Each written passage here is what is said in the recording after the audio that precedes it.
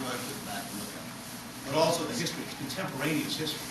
So you get a feel for how difficult this effort was with 30,000 people still buried in the rubble of Nuremberg, no electricity, no running water in that city. Here, the tribunal center was the prison next to it was not much better. The idea that you could actually pull this off, and the letters reflect that difficulty in a contemporaneous fashion, so that's interesting.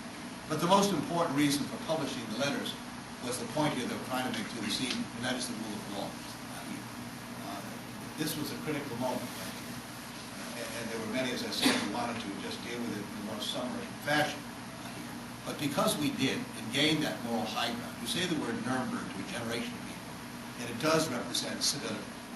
That great statement of Robert Jackson's to the Nuremberg Tribunal, his opening statement, with wonderful sentences describing the Soviet Union, the French, the British, and ourselves, when he says that four great nations flushed with victory and stung with injury stayed the hand of vengeance by voluntarily submitting their captive enemies to the judgment of the rule of law was the greatest tribute that power ever paid to reason. This is a great sentence that captures the essence of Nuremberg and the rule of law. And so I grew up around a dining room table with my 5 siblings on a constant diet of the rule of law. My father wrote to my mother in June of 1946 and said, "I'll never do anything in my life as important as what I've done here." And for a 38-year-old to make that statement is rather remarkable, but in fact it turned out to be true. He never did anything else to get in his life as significant, because everything else he did in his life was affected deeply by what had happened over those 14 months in Nuremberg. And he carried that sense of justice and the rule of law with him forever, and trained or trained or educated or at least raised his children to believe deeply in it. And so my passion about this is not born of a Senate career or serving in the House of Representatives or being in the Peace Corps, having served in the National Guard, but because I grew up in a family where I was taught to believe that this is critical to our survival. It's who we are. It's the common denominator which weaves its way through each and every one of us, regardless of our differences in ideology, opinion, or anything else. It is the adherence to these principles and values which has sustained us more than anything else. And it is our responsibility now as a generation to see to it that these same values are going to continue and persist, even in the face of the kind of threats that people would have us suggest we should abandon some of these principles over. I feel strongly about it. If there were no other issue in this campaign but this one, this is valuable enough, in my view, to sustain a campaign and to nominate and elect someone who cares about it, because everything else hangs in the balance if we get this wrong, in my view. So I don't minimize other issues, obviously, Iraq and healthcare, education, environmental issues, and the like, and I'll be glad to share with you as much as you like in depth or long answers on what I would do to solve those issues. But I care deeply and passionately about this one, and I care deeply and passionately about the idea that this country has to start working with each other, in a sense, to move forward. In the absence of that, this becomes nothing more than a screaming match, with nothing much getting done. And I think most Americans are exhausted from that. The idea of just screaming at each other has solved nothing. I think the goals are rather universal. I think the ideas we have about achieving them are very different here, and that's where the differences lie. But I think most Americans want their country back on its feet again, economically. I think most of us want to have an educational system that works, environmental policy and energy policy that makes sense. You can pick all of those goals, and I think there's a great deal of commonality in them. How we get there is where differences lie. But the point is we need to nominate and elect someone who can do this, who has the demonstrated ability and proof that they can actually achieve this, as I have over the quarter century. So tonight I stand before you and ask you over these next 9 or 10 days to give me your serious consideration. I apologize for not having Bill Clinton or Oprah Winfrey with me this evening.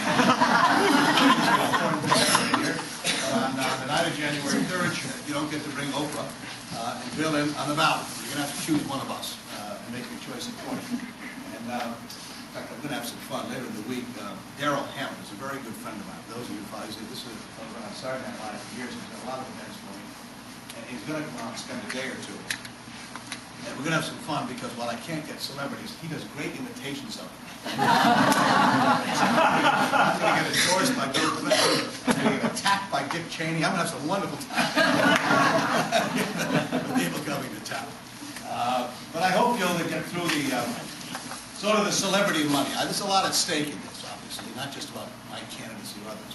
But if this becomes nothing more than celebrity and resources, money, that decide these efforts here, then something very more important than who's winning or losing has occurred. What Iowans have done historically is to sort of blow through that.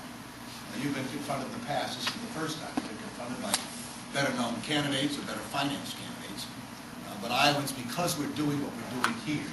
And once this finishes here over the next 9 days and 4 days in New Hampshire, that's about it for the rest of the campaign.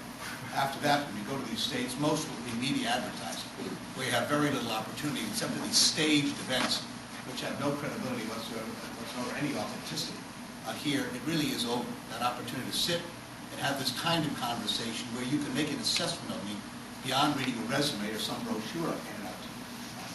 And that's the value of Iowa. That's the deep value of the state. More of us spend more time with you than any other constituency in the country, in a sense. And so your responsibility is that much more, in a sense, to make sure that you're not just going to make decisions based on what some national media tell you want to. This race, I don't think, has been over for a long time. I think there are still people who are evaluating what they want to do on caucus night here and are anxious to hear from people that don't always get the kind of attention. This isn't about red states and blue states. It's about green. You know it and I know it here. I know many times these debates, I could go and have dinner and come back before I get the first question sometimes. Not because they don't think I have any ideas, but I know it's being motivated by Nielsen ratings and other things rather than listening to what some people have to say, who may have had more to say than some people have memorized from applause lines in terms of trying to be understood and heard about where we need to go as a country.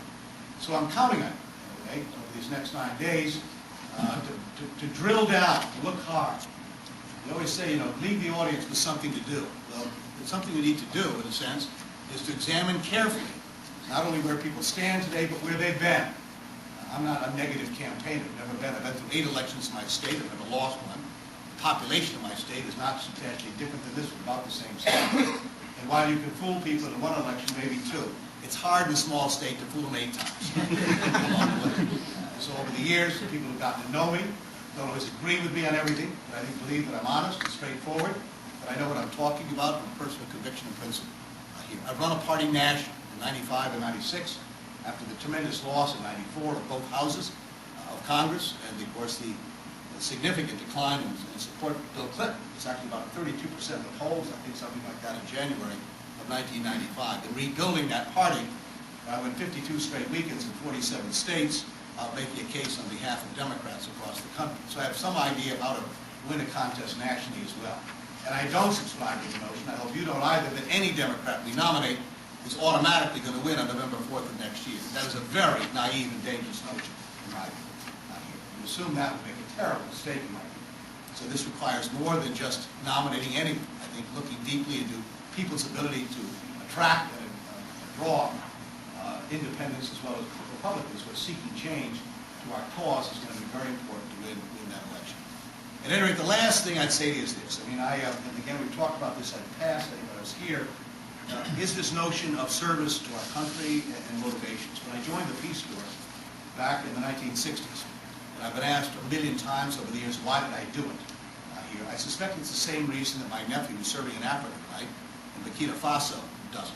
And that is because he was motivated by people who believe that there's a value of being a part of things larger than yourselves. That was certainly my motivation back in the 1960s. There was actually leadership in the country that asked us all to make a difference. And we chose different means of doing that. Whether it was VISTA, or the Civil Rights Movement, or the Farm Workers Movement, whatever it was, we found ways to give something back. And I don't think we've changed at all. I think leadership has. And I think we'd all like to be asked again, simply be asked, to find a way to give something back. In a way, this is our test, our watch as a generation. And we're going to have a lot to say about what this country looks like, and unfortunately or fortunately, what the world can look like as well. And the window is closing on this. It's not an eternal opportunity here. It's there now. It needs to be grasped and turned around. Or this century will be a difficult one and a hard one, I think, for this country and the world if we don't get back on our feet again. And that motivation, more than anything else, is why I'm standing before you this evening. I don't need this job.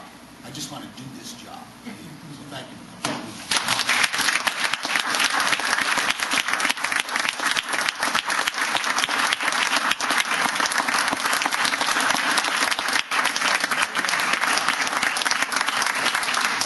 Any questions? Yes, sir. Yes, your focus on the rule of law and